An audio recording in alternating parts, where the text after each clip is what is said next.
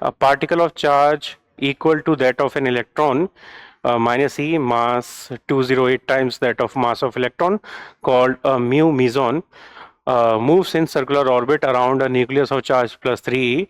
Take the mass of nucleus to be infinite. Assume that the model of atom is applicable to the system.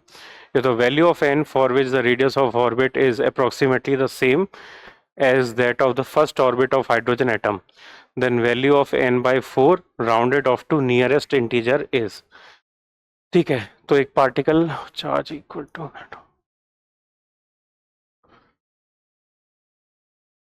Electron, तो एक particle है जिसका charge तो same है, मास उसका 208 times है, तो m डैश बोल देते हैं 208 इलेक्ट्रॉन के मास का, moves in circular orbit, z की वैल्यू 3 है, z की value 3, assuming model of atom is the value of n for which, if the value of n for which radius of orbit is approximately the same as the first orbit of hydrogen atom. ठीक है, तो ये है condition. तो hydrogen atom की first orbit, इसका relation याद नहीं मुझे तो निकालना पड़ेगा. M V R equals to N H upon 2 pi होता है एक, तो ये हाइड्रोजन के लिए सॉल्व कर रहा हूँ मैं, और m v square by r equals to k into e square divided by r square ये होता है. तो यहाँ से m v square are square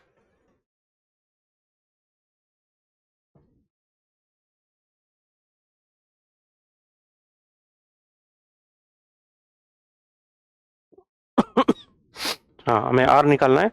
तो यहाँ से v निकाल देते हैं, तो v स्क्वायर आ जाएगा यहाँ से k E square divided by m into are.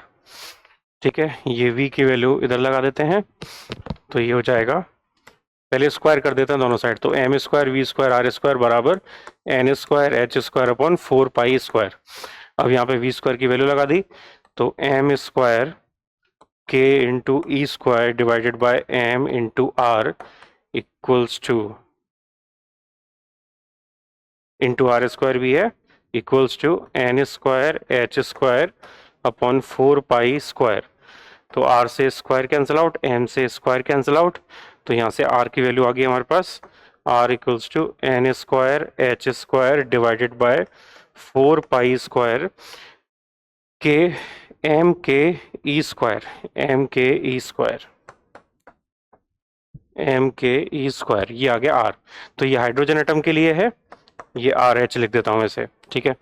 अब इसी के इक्वल आना चाहिए ये जो दूसरा वाला केस है उसका,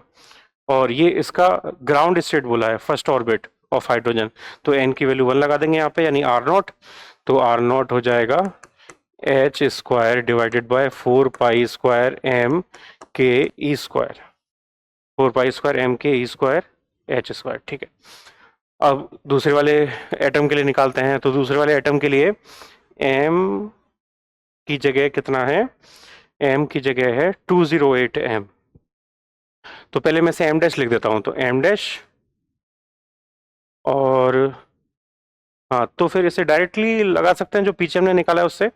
दोबारा सॉल्व करने की ज़रूरत नहीं है. तो डायरेक्टली हमारे पास, हाँ, इसमें एक गड़बड़ रहेगी बस, कि यहाँ पर 3 आएगा, z आएगा, z की वैल्यू 3 है, तो यहाँ पर 3 आएगा, तो 3 इधर आएगा, फिर 3 इधर आ जाएगा, तो ये 12 हो जाएगा, तो बाकी सब सेम रहेगा, नीचे 12 आएगा और m डैश आएगा. तो r डैश बोल देता हूँ इसे, तो r डैश आएगा n square H square divided bye 12 pi square m dash into के इंटू ई स्क्वायर.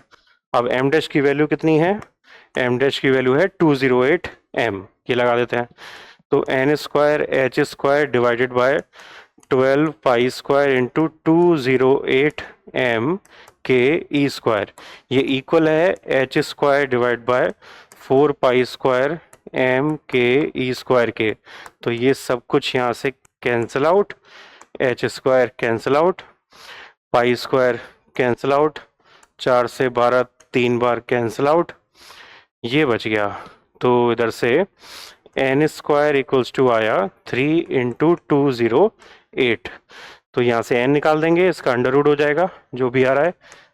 3 × 208, ये कितना हो जाएगा, 624, 624, तो 625 होता है 25 का,